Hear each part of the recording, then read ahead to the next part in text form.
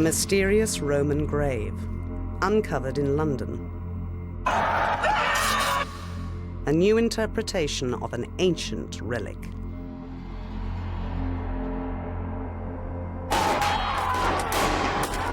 Two breakthroughs, combining to write a new chapter in the history of the Roman Empire.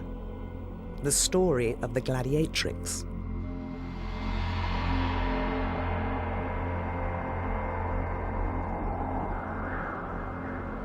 Roman London in the late 1st century AD, teeming with 20,000 people under the iron fist of Roman rule. At the city's heart was the amphitheatre, a melting pot for every creed and culture of the Roman Empire, every level of society from slave to senator. The home of a violent spectacle designed to entertain the legions and appease the masses. The home of the gladiators.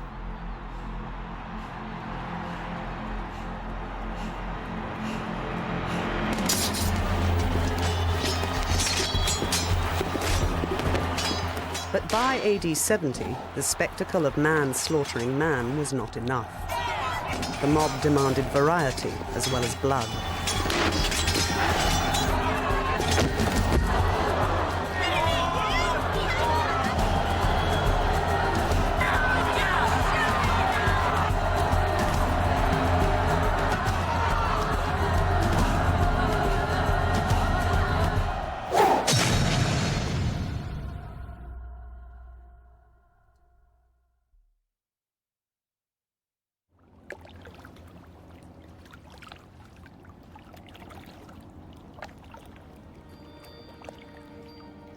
"2,000 years after the Romans conquered Britain, the Museum of London is unravelling the city's brutal history. In 1996, an excavation in Great Dover Street, Southwark, uncovered a mysterious grave. The site now houses students, directly above this gateway to London's Roman past. Presumably all the way down to the end of the red building there was part of your excavation. And where was the burial itself? The burial would be just in this area here.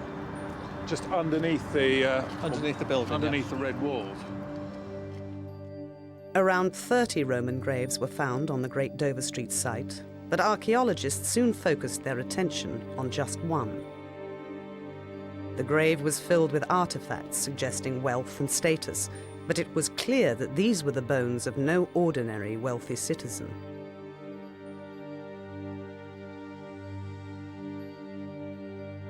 The unusual position of this grave was the telling factor.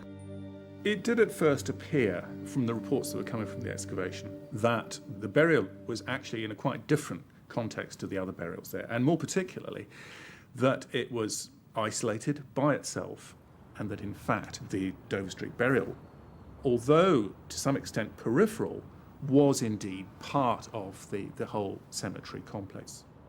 This was one of the most lavish Roman graves ever found in Britain, but it was placed among the paupers. The excavation showed us that there was a walled cemetery with a possible mausoleum, but this burial was actually beyond that, outside the area. Now, if you've got someone who's wealthy and influential and part of Roman society, you would expect them to be buried in the walled cemetery, perhaps with their own mausoleum.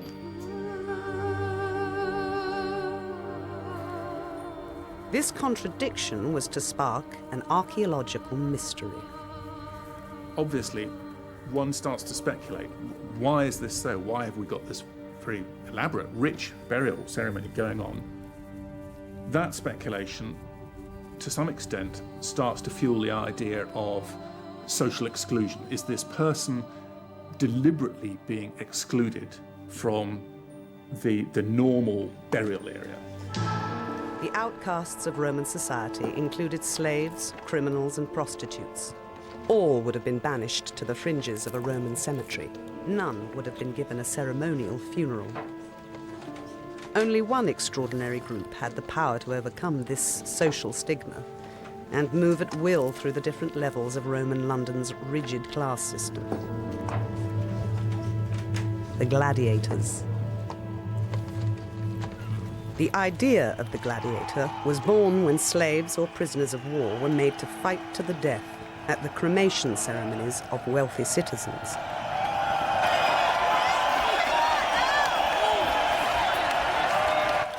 But a gladiator could achieve nobility through courage in the face of death. He was then judged suitable to guide the dead aristocrat through the underworld. And the entrance to that underworld was the amphitheatre.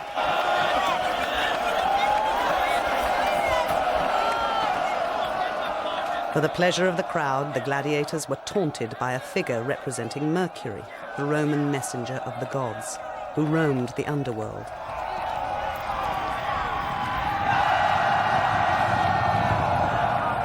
After a contest, Mercury made a show of dispatching the fatally injured.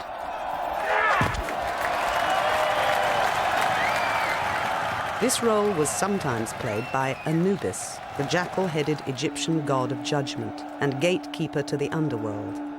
Significantly, 3 lamps depicting Anubis, along with a lamp showing a fallen gladiator, were found in the Great Dover Street grave, the first concrete evidence directly linking its occupant to the world of the gladiators.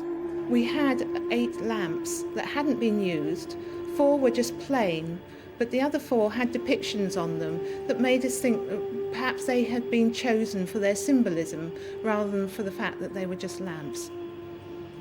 We have this lamp that shows a fallen gladiator, someone who's fallen in battle and is actually holding up their hand to sort of protect themselves.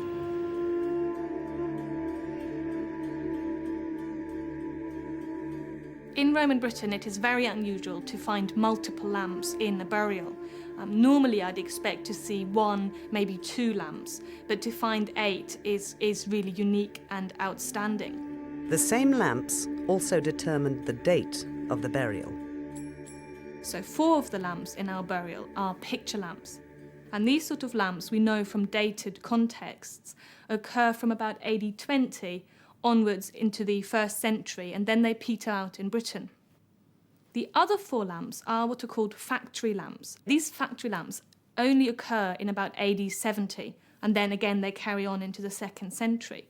So we have one type that's petering out in popularity and one type that is becoming popular. And where the overlap is, that's where I would date this burial. That would be about AD 70 or 80. By AD 70, gladiators had been in combat for around 400 years. There is evidence of them throughout the former Roman Empire. But until now, no identifiable human remains of a gladiator had ever been found. When the broken fragments of bone found in the Great Dover Street grave were examined, they were definitely human. But the most amazing revelation was to come. The largest piece was from the pelvis, the bone that identifies sex. If this was a gladiator, she was female. A gladiatrix. Most people have always thought that gladiators is essentially something that big, butch men, Charlton Heston, whatever you like, do in the arena. So the idea that it could have been a woman was, to many people, a complete surprise. And people then started saying, well, what have we got here? Could we possibly have a female gladiator? That really made everyone go, no, don't believe that. But when you sort of looked at all the facts, you realised that it was a possibility, that this could be something really quite amazing. 27 sites, it's about 50, 60 pallets. And we start 381. The pelvic bone and others were catalogued and put away. But now they've gone missing in the Museum of London's vast warehouse. They know it's here somewhere, lost among 20,000 boxes. Well, we've been through 60 pallets of material from about 27 sites. That's about 3,500 boxes. And we've had no luck at all. So we've looked previously where she's supposed to be, nothing. We've looked at where she could have ended up by chance, nothing there. So the next step really is to look where she shouldn't be. The museum has too many skeletons in its closet. The missing pelvis has yet to be rediscovered.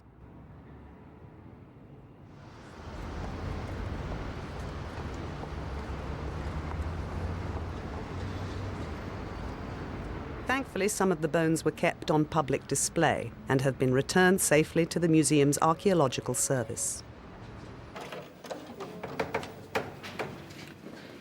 The original identification was made by osteoarchaeologist Bill White.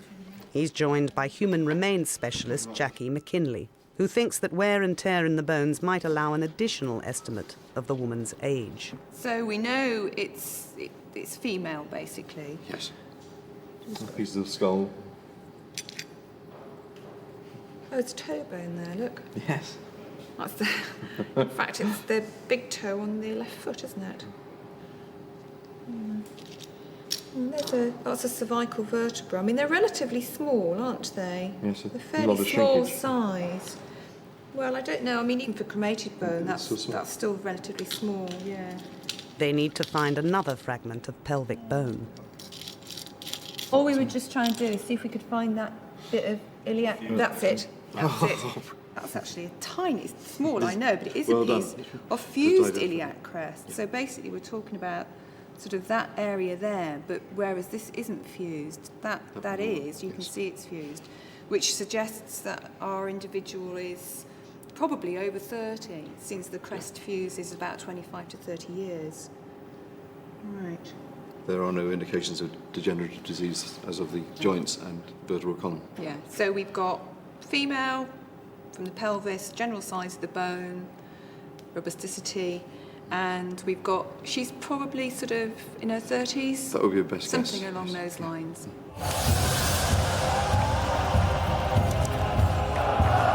Slender and healthy, in the prime of life, could Great Dover Street Woman be the first ever discovery of a gladiator's remains? The amazing possibility gathered momentum. Archaeologists were assembling the pieces of an intricate jigsaw puzzle to reveal the full landscape of Roman London. Great Dover Street Woman's age turned out to be crucial. She reached her prime just a few years after London's amphitheatre opened its gates for the first time.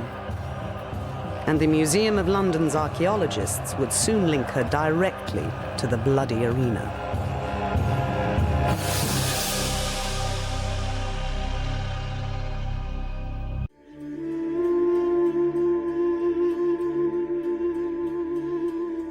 By AD 70, the Roman Empire stretched across Europe and Africa. Gladiatorial combat was mainstream entertainment, and the legions brought it to London. The Romans put the city on the map and wrote its name in gladiators' blood.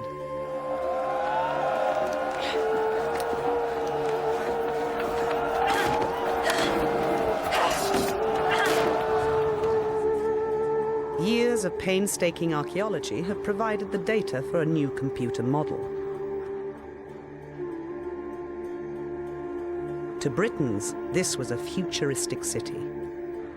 A bridge crossed the River Thames, and there was a planned layout of roads, villas, and two-story buildings. And at centre stage, the edifice of the amphitheatre loomed over the city.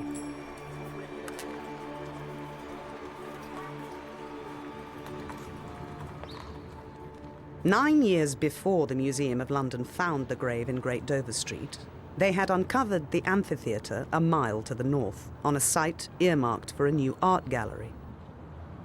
In the Corporation of London's Guildhall Yard, a ring of black slates now traces the circumference of the killing grounds discovered 20 feet below.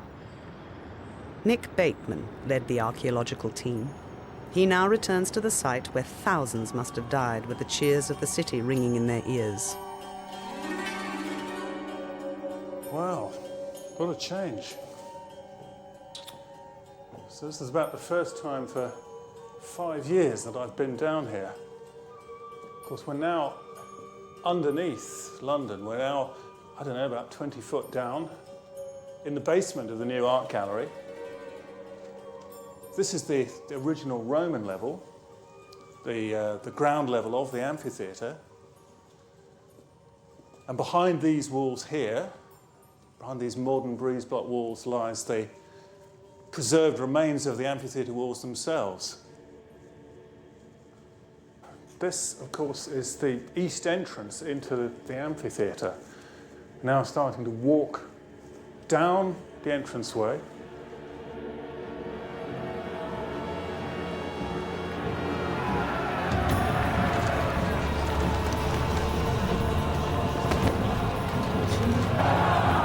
"6,000 people could have packed the ancient amphitheatre, 1/3 of the entire population. The equivalent of 2 million modern Londoners baying for blood.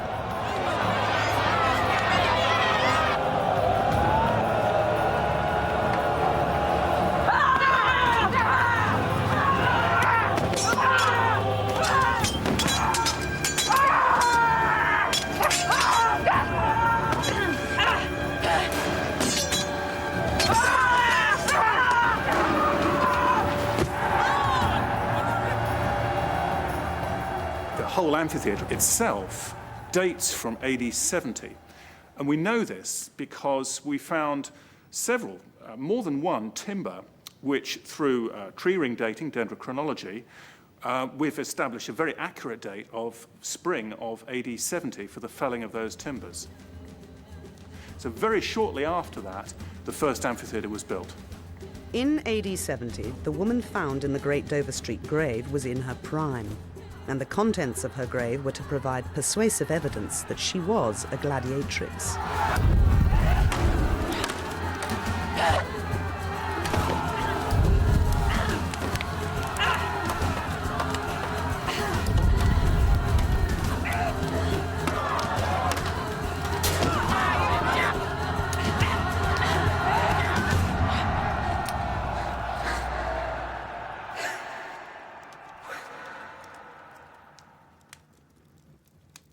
An important clue was the fragrant aroma of incense. The Great Dover Street grave was littered with incense, along with decorative ceramic burners for its use. Hot on the scent, archaeologists followed a trail that would lead them all the way back to the amphitheatre. The incense came from cones of the stone pine, a tree that's native to the Mediterranean. In the 1st century, archaeologists believed this tree was growing in only one place in Britain, right outside the London amphitheatre. So, Damien, where was this stone pine found? It was found just down there, which is about 20 metres outside the back wall of the amphitheatre. And the thing that was so exciting about it was that this is the first time we found any kind of pine wood of any kind in England after the Bronze Age. Yeah. And it's a completely unique find because we didn't have any pine trees in England at that time. We were pretty certain quite quickly that it was actually stone pine, which we know the Romans were particularly keen on. The Romans planted stone pine all around their amphitheatres.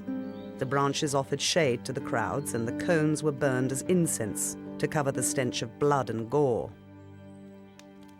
The London amphitheatre was no different, and when stone pine was also found in the Great Dover Street grave, there was a direct link from the woman who lay there to the gladiatorial games.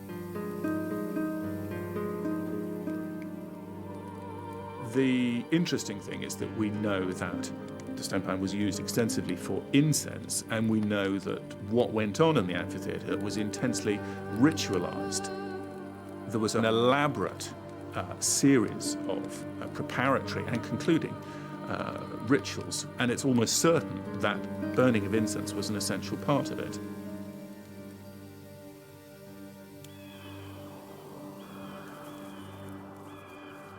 For a gladiator who achieved glory in the arena, the elaborate ritual of daily life was mirrored in death. And there is no doubt that incense played a part in the unique and intensely ritualized burial of Great Dover Street woman.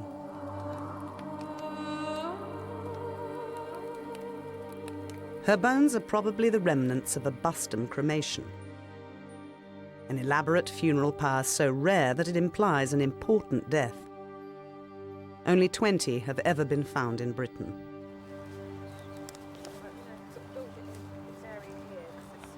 If Great Dover Street woman did receive such a funeral, it would be in keeping with the status of a successful gladiator.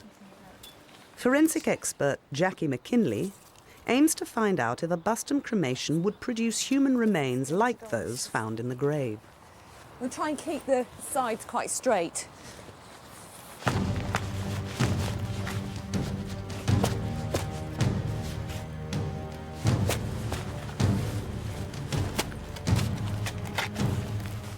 Intricate preparation and strenuous effort are required, demonstrating the respect and care involved in this form of ceremony.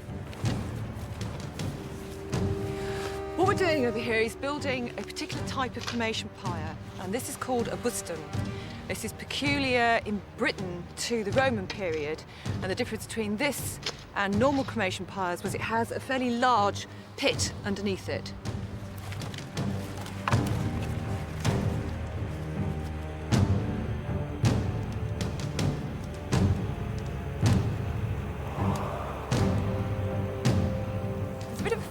With cremated remains in that everything sort of disappears to a dust or an amorphous blob. What actually happens is that you're oxidising and dehydrating the body. So all the organic components of the body, the soft tissues and the organic components of the bone, which is about 30%, are being burnt away, and you're going to be left with the inorganic components of the bone. So you do get a completely recognisable skeleton. It changes in colour and it shrinks and it twists and will fracture, but you do get identifiable pieces of bone at the end of it. The pyre structure is designed to serve two basic purposes. One, of course, is fuel. The second one is to provide a stable platform that will hold the body in what is basically the hottest part of the fire. Jackie has calculated exactly how much wood to use from the size of existing Buston sites. Her structure is precise. It's a furnace that will burn hot enough to melt copper, but not, perhaps, enough to completely incinerate a corpse.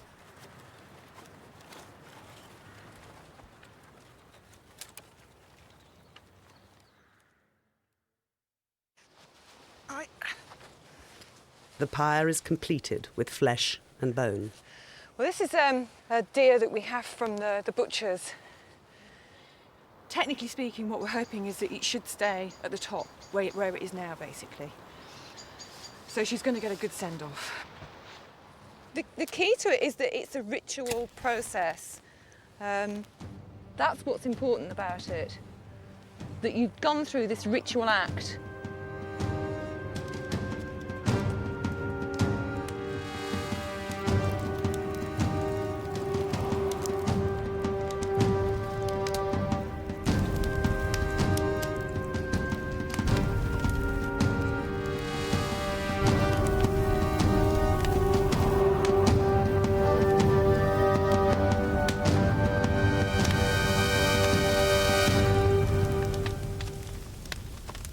As the temperature rises, the Buston pyre holds the deer carcass in position. Muscle and fat begin to melt. The organic parts of the bone are burning away. Well, this is a thermocouple that's attached to a meter reader. And what I'm going around and doing is actually taking temperature readings at different parts of the pyre during the cremation process, so we can see how the temperature's changing. As you say, this reading's actually just going up at the moment. The carcass moves down the pyre in a controlled descent. It's not going to just all go at one go. It'll probably go down in a series of layers. Basically, as one set of logs burn away, one tier burns away, the whole lot will start to drop, and it will slowly fall down and hopefully end up in the pit.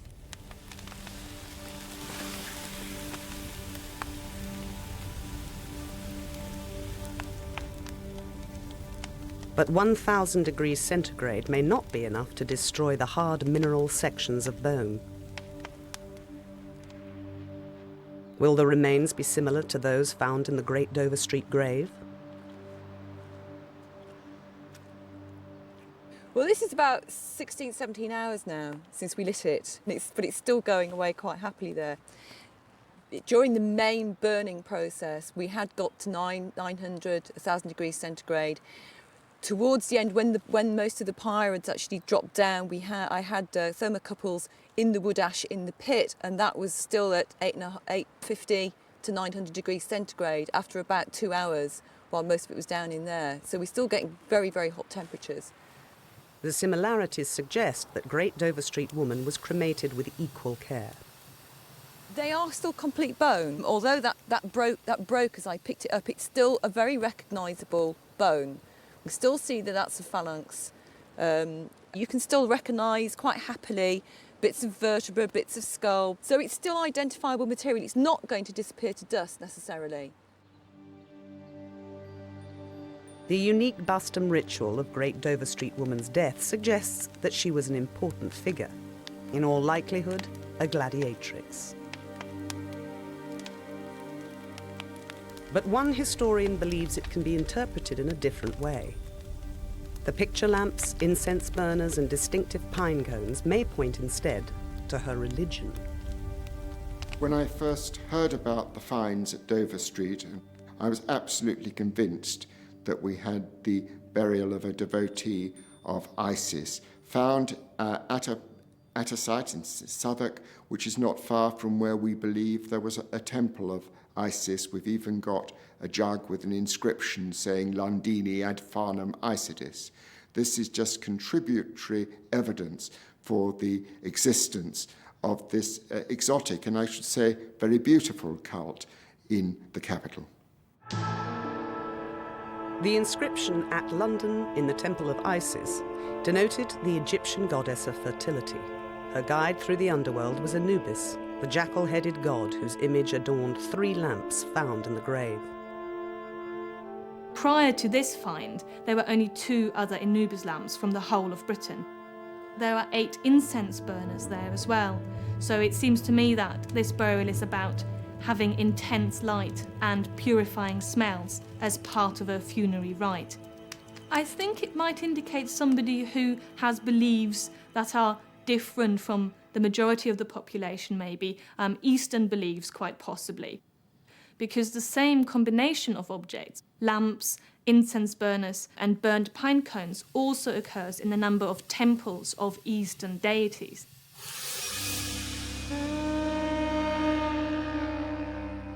But religion does not explain the image of a fallen gladiator on another lamp found in the grave. And a gladiatrix would have no need of religion to be conscious of the god Anubis, recognizing him as her sinister companion to the underworld following a violent death in the arena. Nor does religion explain why this wealthy woman was laid to rest in an area of exclusion among the poor. But the cult of Isis was embraced by women in particular, and a gladiatrix would have been a natural follower. It is possible that we have here a wealthy and influential follower of the goddess Isis, but who is also a female gladiator, and one possibility doesn't rule out the other. It could be a combination of the two. The overall evidence suggests that whether or not she was a follower of Isis, she was probably a gladiatrix. And more evidence can be found in the history of the period. The gladiatorial games were often inspired by reality, and fresh in the memory of Roman London was the vengeful wrath of a warrior queen.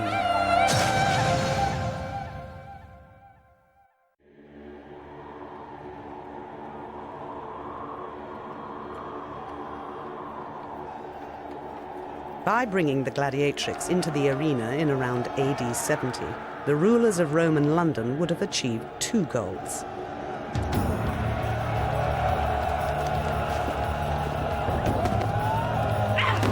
Firstly, female gladiators were a fresh distraction for an otherwise restless mob, and the amphitheatre helped to maintain the stranglehold of power.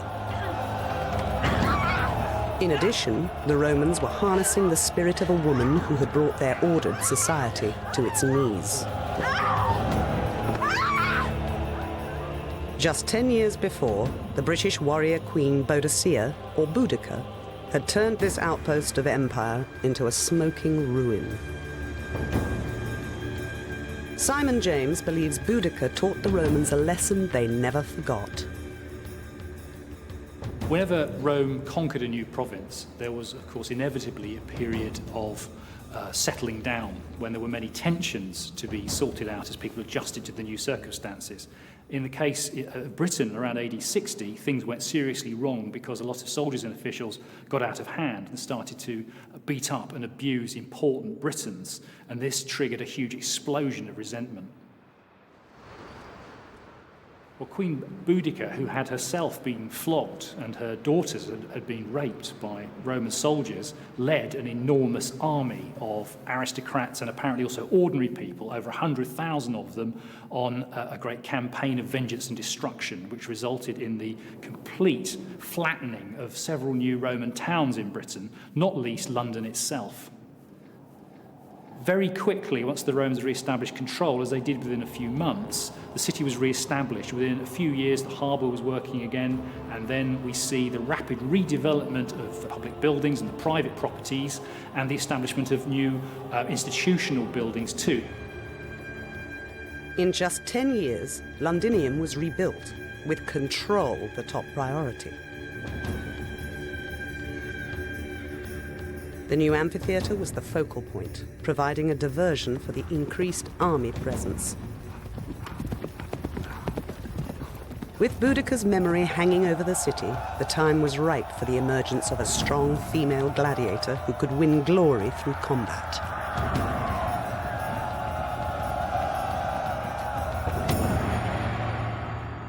Mike Fulford is an expert in the customs of the amphitheatre.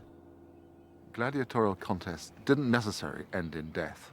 It depended on the crowd, it depended on the circumstances, it depended on the individuals and how they'd fought.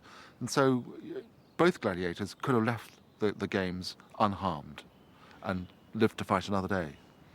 The important thing about the game is that this was a chance, by demonstrating in combat, armed combat, that you could be supreme, that you excelled in one of the great virtues of the Roman world.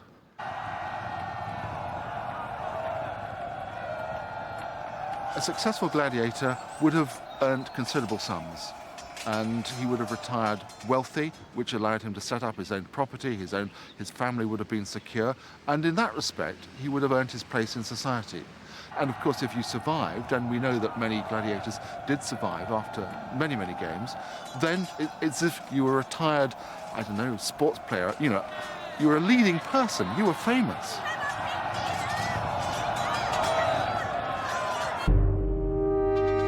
To scale the heights of Roman society was to climb to the top of the world. The empire stretched its tentacles across the globe, drawing wealth and power into Rome, along with new ideas.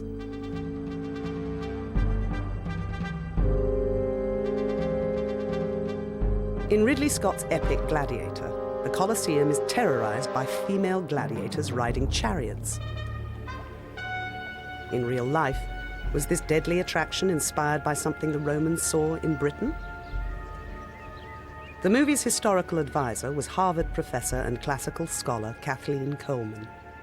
There's one tiny hint that might suggest a female gladiator from Britain. We know that there were chariot-borne gladiators, and in the novel by Petronius, which was written in the reign of Nero after Claudius had conquered Britain, there's a reference to, in a fictitious context obviously, a female chariot-borne gladiator. Now, if the Romans, having encountered women driving chariots in Britain, as we know they did, had transferred that to the familiar context of the arena, they might have come up with the idea of having a female gladiator on a chariot. The Romans often based their gladiatorial games on reality, and their experiences in Britain may have brought women into the amphitheatre. For 30 years, from AD 59, the records tell of women killing beasts and fighting in the ring.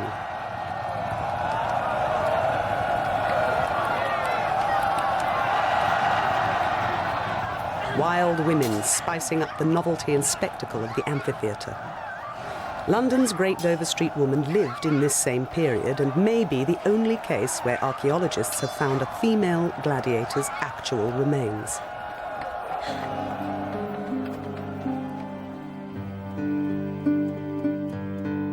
The ever-active volcano Vesuvius stands guard over the one other tantalizing possibility for human remains.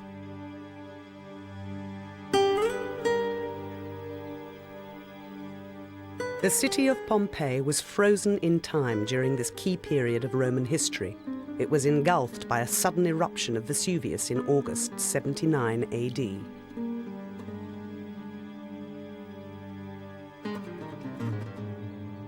This is the oldest amphitheatre in the world, and gladiators must have been among the dead.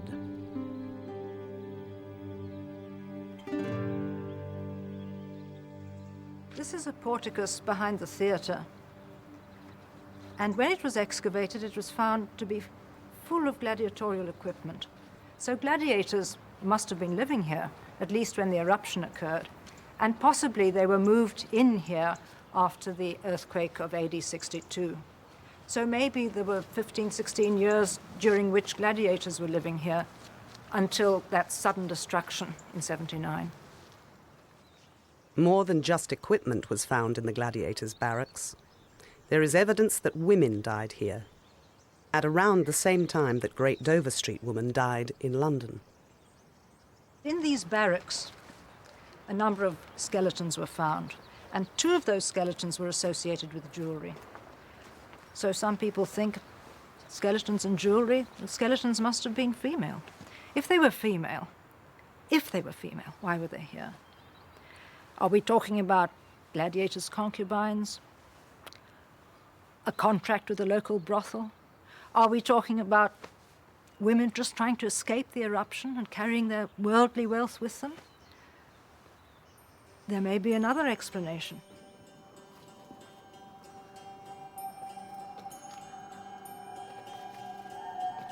When the amphitheatre was first excavated over 200 years ago, there was little interest in the possibility of female skeletons.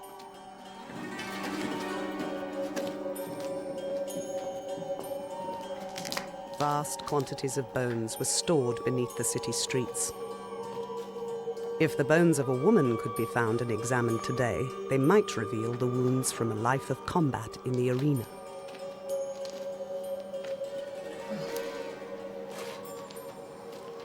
Here are the skulls of the people of Pompeii.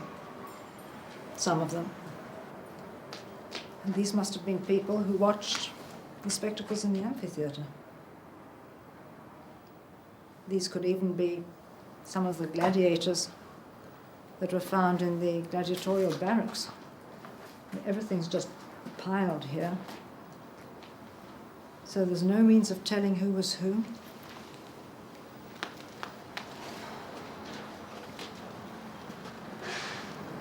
More bones. They seem to have been arranged according to size. But which ones belonged with whom? That's gone.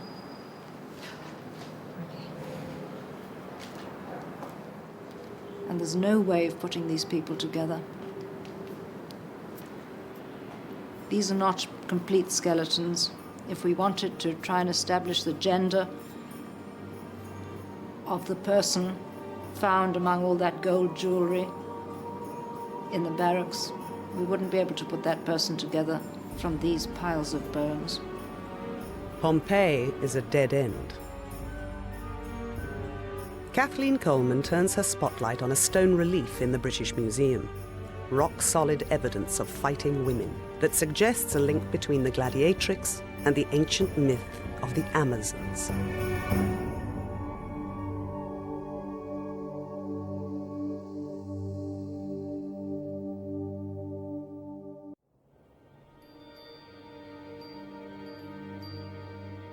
The British Museum houses a key piece of pictorial evidence, suggesting that female gladiators had their origins in a powerful ancient myth. This stone relief, discovered in the 19th century, shows 2 women in gladiator pose. For decades, it has intrigued scholars like Professor Kathleen Coleman.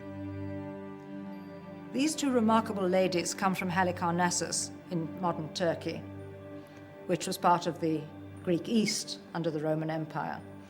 And what we're seeing here are, in fact, two gladiators in combat. Two gladiators facing each other in a fighting stance, and they're heavily armed with these oblong curved shields. The left-hand gladiator is wearing an arm guard, which is composed of wrappings of leather around the length of the arm. She's also got a short sword, and so has the right-hand gladiator. Remarkably, the breast is showing that this protagonist is clearly female. Unfortunately, there's damage at breast height on the right-hand figure. The figure on the left has a very feminine hairstyle with a braid around the forehead and a bun at the nape of the neck. But the inscription at the bottom tells us incontrovertibly that these are both women because they're named Amazon and Achillea, the feminine form of the name Achilles, the name of one of the great Greek heroes. Amazon, of course, is the word for an Amazon in Greek. The stone clearly suggests that female gladiators were linked to the Amazon legend of giant fighting women, dating back to more than 1,000 years BC. The mythical Amazon capital was in what is now northern Turkey, which the Romans conquered along with the rest of Asia Minor. The Romans were known to take myths from defeated nations and play them out in the arena. So did these powerful stories of warrior women inspire the emergence of the Gladiatrix?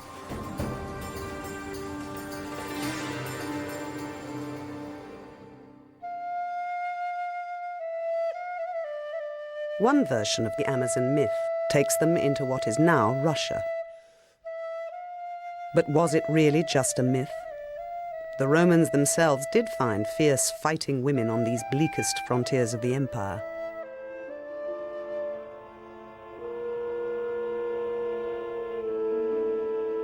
Samara, 450 miles southeast of Moscow, in modern-day Russia. New archaeological evidence proves that this harsh landscape supported a proud race of tall, fighting women. The people here were known to have traded with the empire, and there is evidence that their warlike women would have given the Romans a powerful reminder of the ancient legend.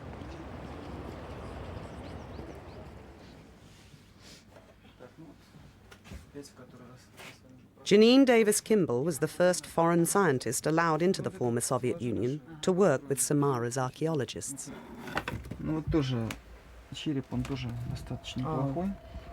Is this Pokrovka? К сожалению, нет. Это эпоха Бронз. Oh, these are the Pokrovka boxes. Look. It says Pokrovka. Her excavations at Pokrovka, close to the modern city of Samara, focused on 50 burial mounds called kurgans. They dated from 600 BC through to the 3rd century AD and provided evidence that the Amazon myth had some basis in reality. In this warlike society, far more women than men were buried with weapons. These weapons are how we really know that the Sarmatian women were warriors. They were buried with daggers like this one, and they also had swords, which are incredible because they're so very long. With this, they would have had to definitely fight on horseback because they're too long to be used on the ground. The sword for the men and the women is essentially the same kind of weaponry. The only difference that there would have been is the length of the hilt might have been a little larger for men than for the women.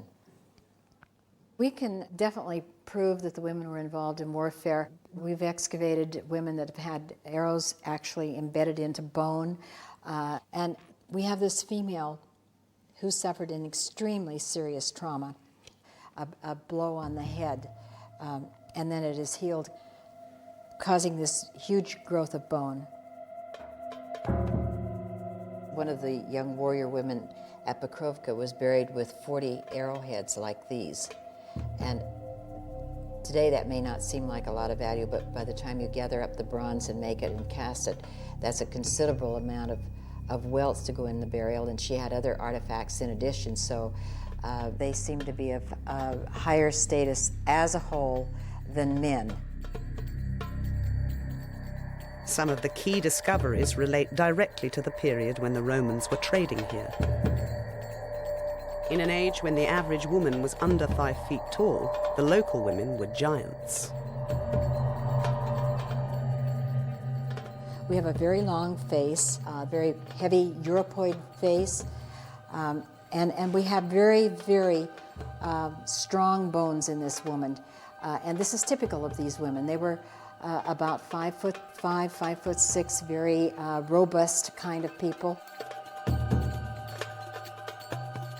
Stories like this traveled the empire with the Roman legions. These women would have made a deep impression, with their stature and fighting spirit bringing the Amazon legend back to life. This potent combination of myth and reality the Romans saw around them would be woven into the ritual of the amphitheatre.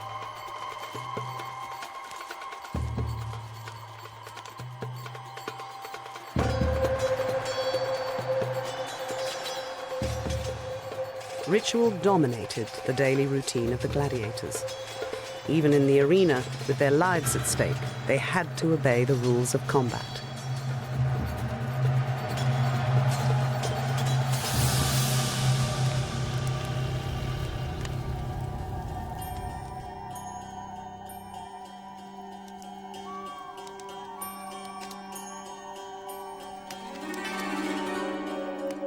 Experts believe top gladiators would enter the arena just 2 or 3 times a year, spending the rest of their time in the ludus, or training school.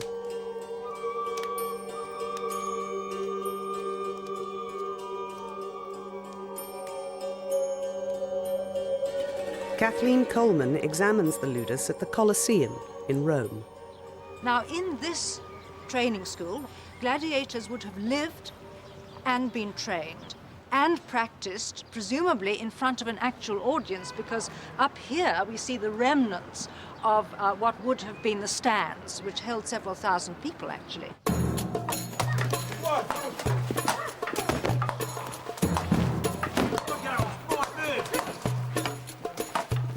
Gladiators are known to have trained with wooden swords, a method later adopted for training Roman soldiers.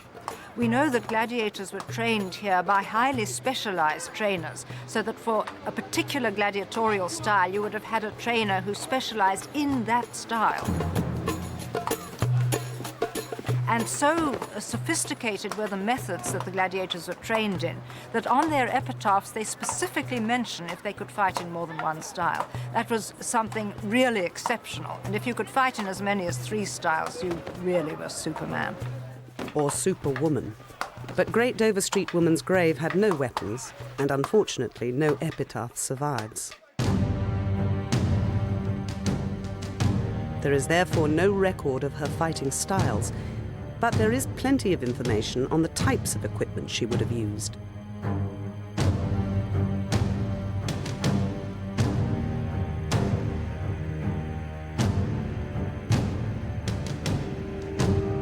Weapons and armour reveal the techniques of combat, when interpreted by experts like Peter Connolly. The only way to find out how it works is to make an absolutely accurate copy. In other words, go and have a look at the thing in the museum, measure it, examine it carefully, and then, by analysing the aspects of it, see what it is designed for, and therefore you can guess how the person fought.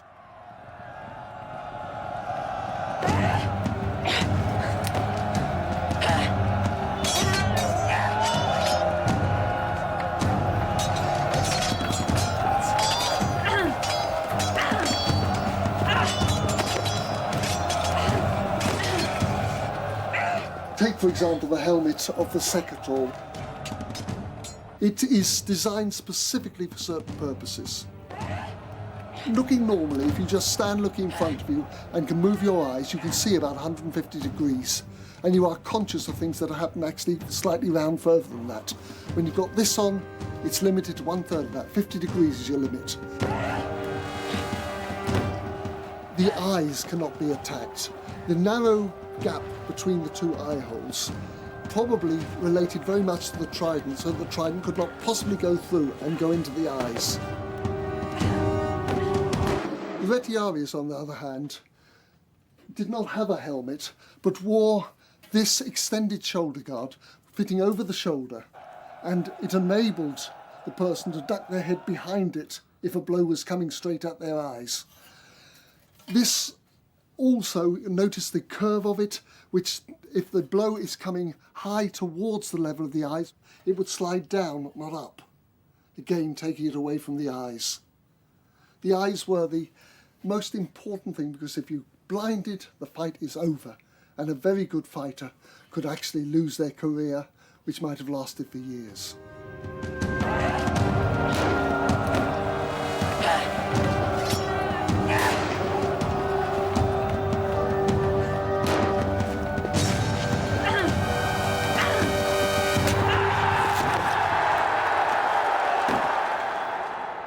Gladiators often used the gladius, the distinctive Roman weapon that conquered the world. The sword of the period, which is the late 1st century AD, is this sword. It's the same sword being used by the legionaries. It is a thrusting and hacking sword. It's a very basic sword. It has a point that can do sufficient damage to kill somebody. The stance for using it for both men and women is the same. You can see it on the Achillea and Amazon relief.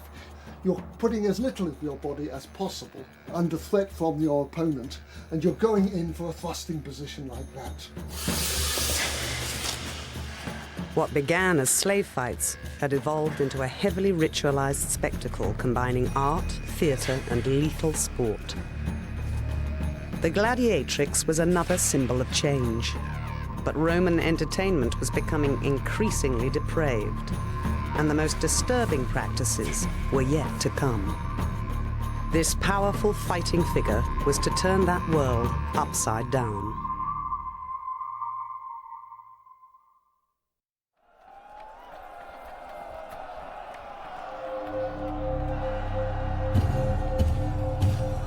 The first woman to enter the amphitheatre as a gladiator was probably something of a novelty act. In AD 70, the London amphitheatre had just opened, but gladiatorial games had been in full swing throughout the Roman Empire for around 400 years. The hour of the Gladiatrix had arrived. In the quest for novelty to satisfy the crowd, organisers had already added animal fights to the contests of man against man. Variety was now the order of the day. It became a greater and greater spectacle. You try and make the performance more exciting than the last one.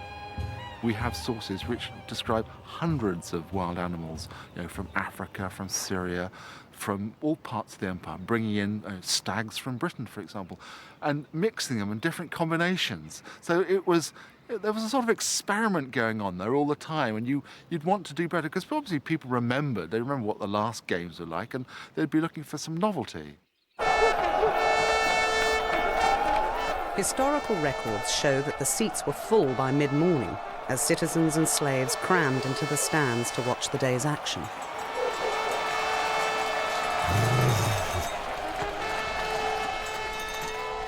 The programme started with beast fights. Evidence of this use of animals has been found in the excavation of the London amphitheatre. So the species we have include things like horses, cow, we have some pigs as well. We did have dogs, and Roman Britain was well known for the hunting dogs that were exported from Britain actually to the continent. So it seems likely that dogs that had been specially trained were used in the arena for these combats.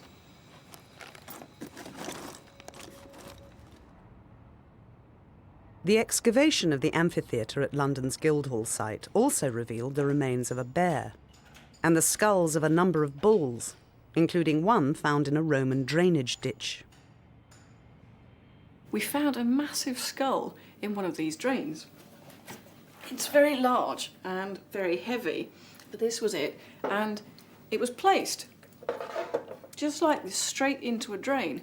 This one's odd. Its horns have been chopped off. There are marks at the back where it's been cut. It's also a very massive example, and very difficult to interpret what it's doing in this drain. Another peculiarity is it's not been slaughtered in the normal way. This other example from the Guildhall site shows quite nicely how these animals are normally slaughtered, which is simply by belting a pole into their brains. Modern bullfights probably had their origins in the Roman amphitheatre, but the Romans also used bulls for a more sinister purpose. The Gladiatrix was entering an arena in which women were subjected to perverse forms of torture. One of the most alien ways in which women, from our point of view, were associated with the arena was as victims in the type of spectacle which involved a public execution. And there is one piece of evidence which suggests that a female prisoner was actually used in a mythological setting as the equivalent of Pasiphae, who fell in love with the bull on the island of Crete and actually mated with it. And clearly, if this were performed in the arena, no woman would survive a congress of that nature, but then if she was a prisoner, she wasn't meant to survive.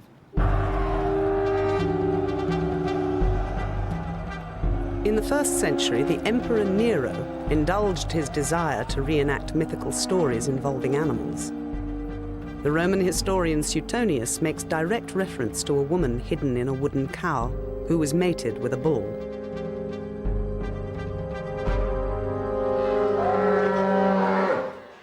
To achieve the desired display, the bull's instincts were probably manipulated using pheromones, the animal's own biological secretions.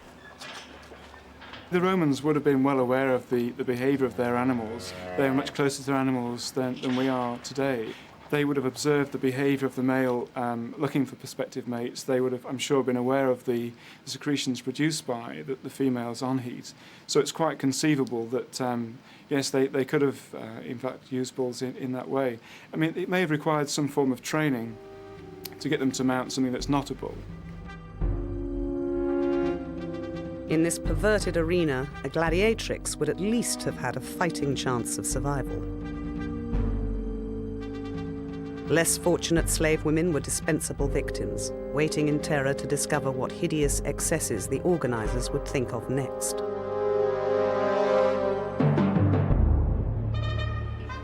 It's the most awful thing to think this could have actually happened. If the Romans had kept these bulls, not used them for a couple of weeks, these bulls would be rearing to go and be willing to mount. A beef bull can be up to 1.5 tons in weight, whereas the dairy breeds are lighter, but a Holstein can be nearly 6-7 foot tall. And they're surprisingly fast. And you'd have a job moving out of the way.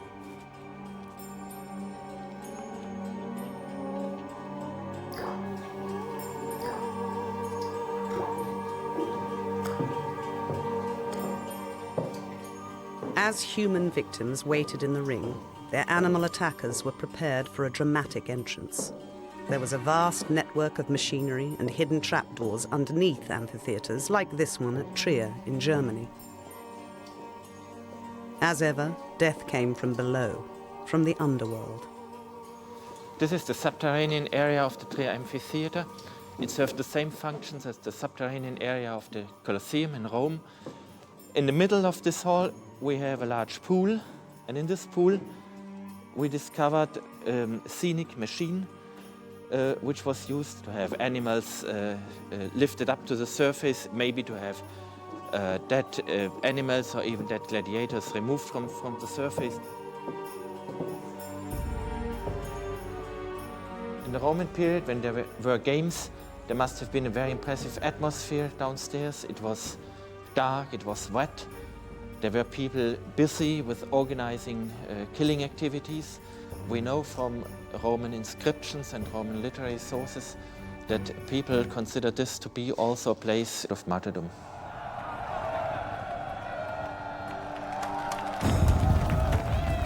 But historical records suggest that some women escaped the fate of these helpless victims.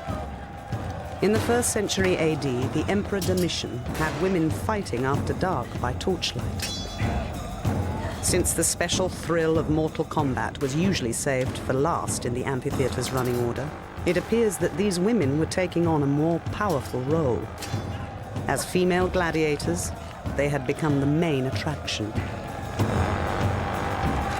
The accepted academic view of the Gladiatrix as a sexual sideshow is about to be turned upside down. A clue to the puzzle of the Halicarnassus stone relief is suggested by Kathleen Coleman. There are various details here which show us that we're dealing with real, formally trained gladiators. One is the fact that they are equipped in regular gladiatorial costume and they're in the stance of regular gladiatorial combat. There's nothing mocking about their attire, and there is nothing wimpish about their stance either.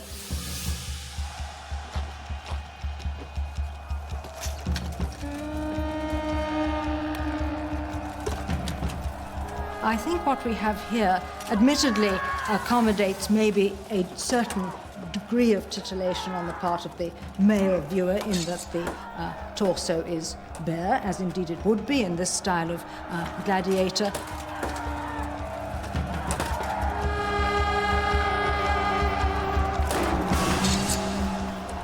The viewer who viewed the actual combat might have felt a sexual thrill at seeing the naked breast, just as apparently female spectators found male gladiators sometimes sexually arousing.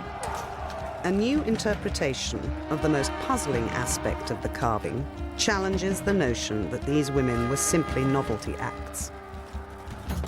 Now, there's one curious thing about them, and that is that they're not wearing helmets. But there are two funny objects at the bottom here on either side of the plinth that the figures are standing on. And these rounded objects were once interpreted as spectators' heads, although it's rather a funny place for spectators to be positioned relative to these combatants. And what I think we do have here are helmets. You can see the crown, the brim, the visor, and the neck guard, and these are presumably the helmets worn by the two women, and they've taken them off. The question is why? One of the things that signifies either the admission of defeat or at least the admission of having reached a stalemate is to remove part of one's armor, either the shield or very commonly the helmet. You will notice that these helmets are resting right way up. They obviously haven't fallen off, and they symbolize for the illiterate viewer the admission of a stalemate, which generates the result of a reprieve for both combatants. These women are being depicted as full-scale, proper paid-up gladiators. They represented, as all gladiators did, the kernel quality of the arena, which was virtus, which is courage, manly courage. The word virtus comes from the root vir, which means man in Latin. And the anomaly here, of course, is that this quality is being displayed by female combatants. This would explain why Great Dover Street woman's lavish grave was set apart from the rest. Through a demonstration of courage in the arena, she could have achieved wealth and status, but never true acceptance.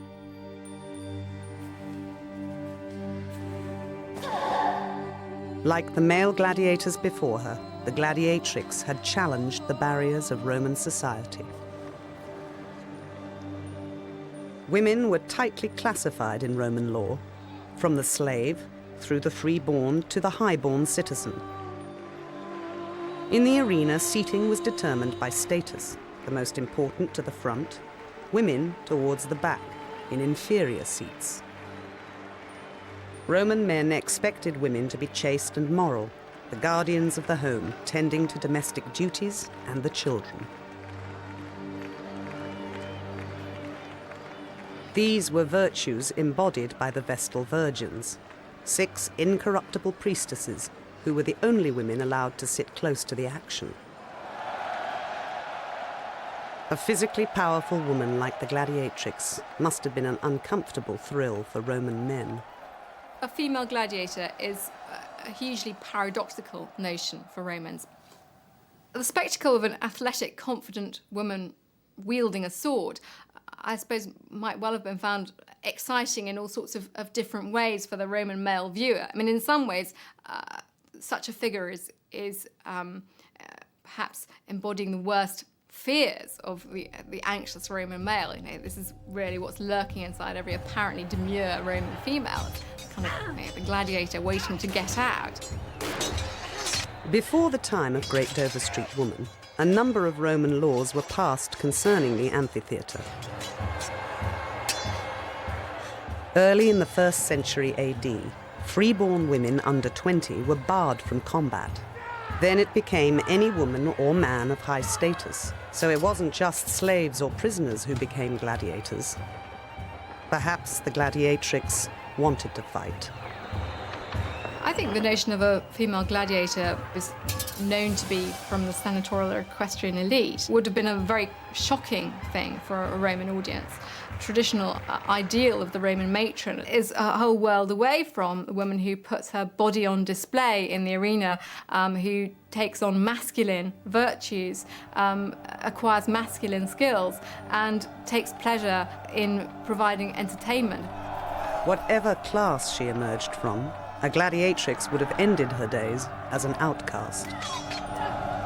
Like the young and wealthy woman buried in Roman London, with artifacts that link her compellingly to the amphitheatre.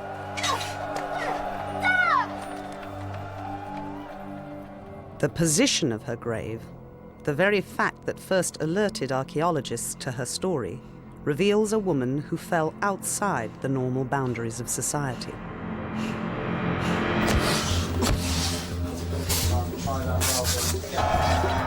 A player in the story of how a sexual sideshow developed into high-level sport between professional athletes.